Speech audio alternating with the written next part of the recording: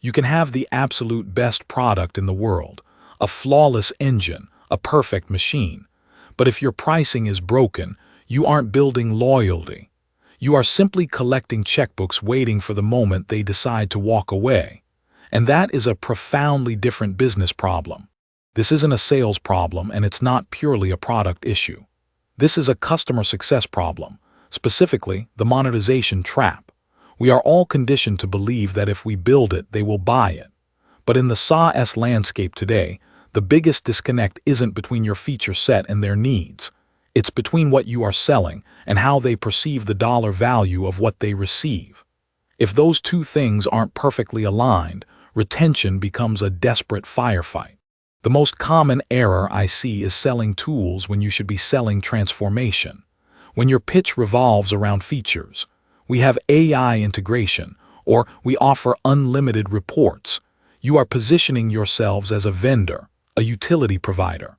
You have sold them the how, but if they are only focused on the mechanical function of your product, their retention decision is based on utility cost. And if they can get 80% of that utility elsewhere for 20% of the price, your retention is shaky. But let's flip that script. When you successfully sell an outcome, when your language is focused entirely on the transformation, we reduce churn by 15% or we decrease operational overhead by 3 full-time roles, you are no longer a vendor. You are a profit partner. You have sold the why. And when the customer understands that your service isn't a cost center but a profit multiplier, they stop asking, "Is this worth it?" and start thinking, "How much more could we get out of this partnership?" This brings us to the structural flaw. Many companies, trying to appease sales velocity or keep friction low, default to usage-based pricing models. They bundle everything into a high-volume, all-you-can-eat buffet model. And while this feels generous on the surface, it often leads to zombie accounts. Customers creep into your system. They use 1% of the features but still pay for 100%. And when it comes time to renew, they are mentally budgeting against the price tag of the unused 99%.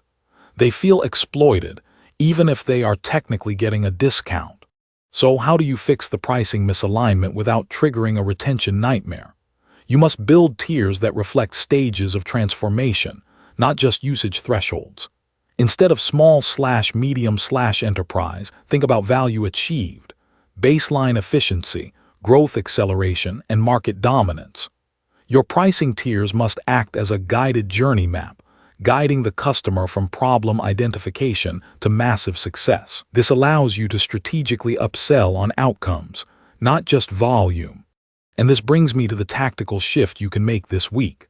Stop trying to sell features into your current customers. Start auditing their outcomes.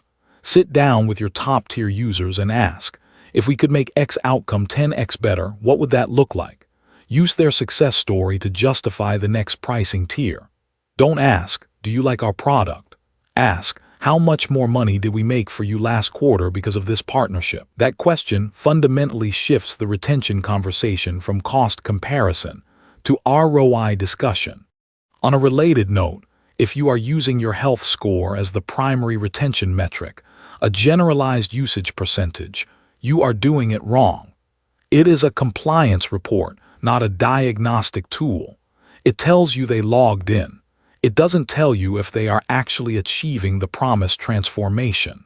My hot take: if your pricing is causing friction during the renewal conversation, it means you haven't successfully branded yourselves as a profit partner yet. You are still in the transaction phase, not the partnership phase. The pricing model isn't the enemy.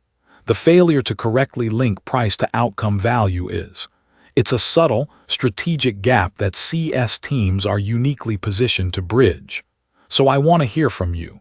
What is the most expensive misconception your company currently holds about its pricing? Drop your thoughts below. Your action plan: 1. Sell transformation, not just features. 2. Tier pricing based on value delivered. 3. Audit outcomes, discuss profit, not cost.